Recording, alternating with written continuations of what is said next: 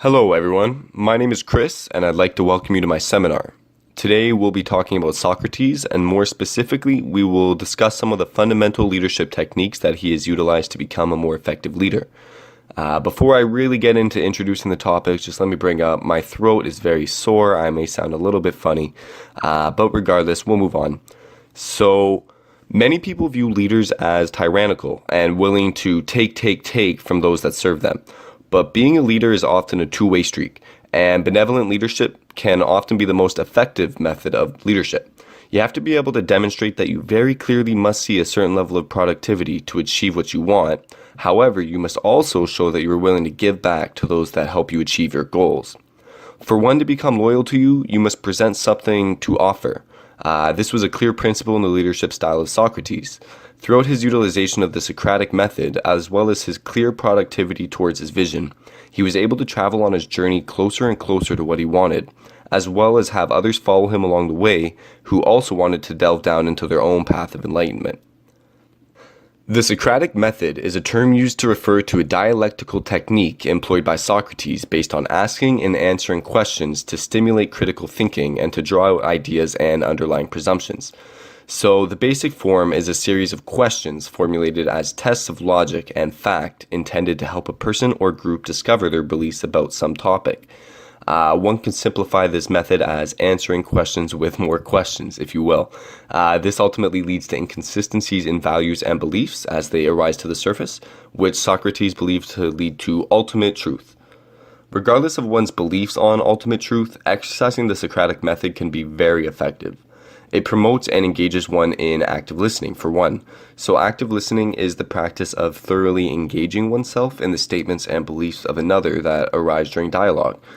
This entails questioning the truths within their statements, maintaining interest in their values and ideas, and thinking critically about the discussion at hand.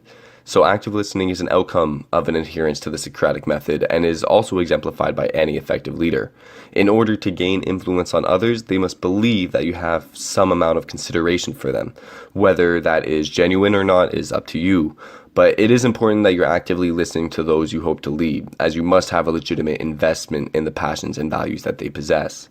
If you can demonstrate that you're able to help them towards the goals that they one day hope to achieve, they will be much more likely to contribute to the vision that you possess for yourself.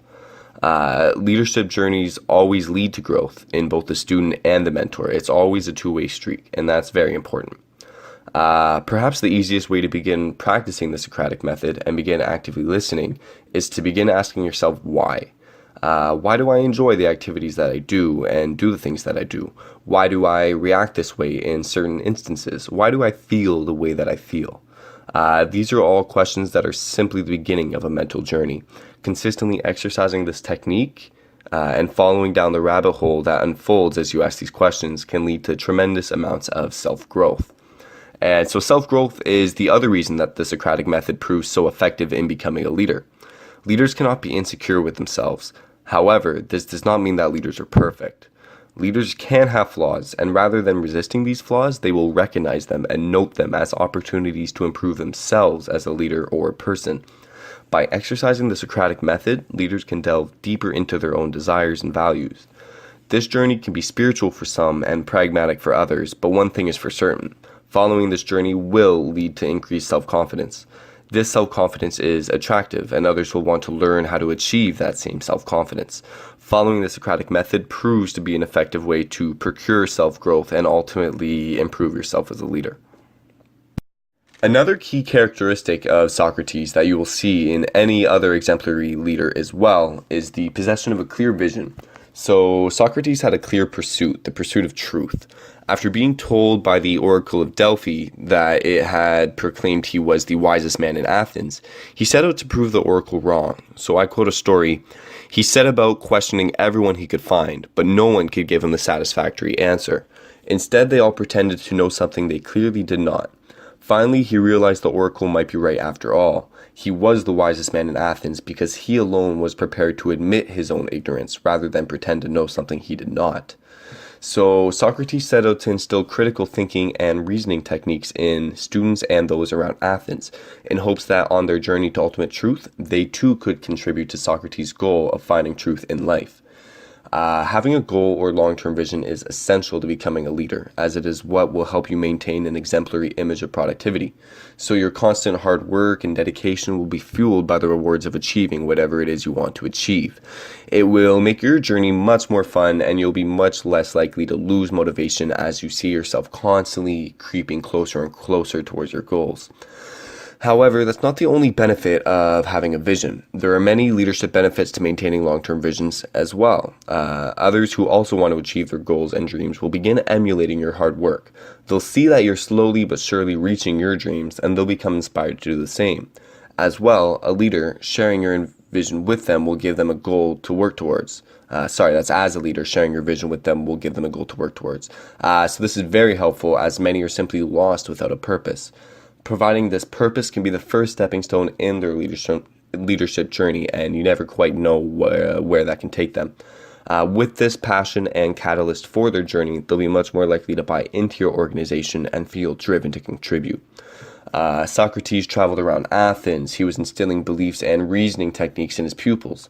The success of his virtues proves clear, as students such as Plato and Aristotle ended up succeeding Socrates. Plato even opened up the academy, which was the first school dedicated purely to life's teachings. It was clear that the vision of Socrates had lived through Plato, through Aristotle, and that because of the strength of his vision, great things were able to be achieved. So to quickly recap, Socrates demonstrated a couple of key factors that made him so attractive as a leadership figure.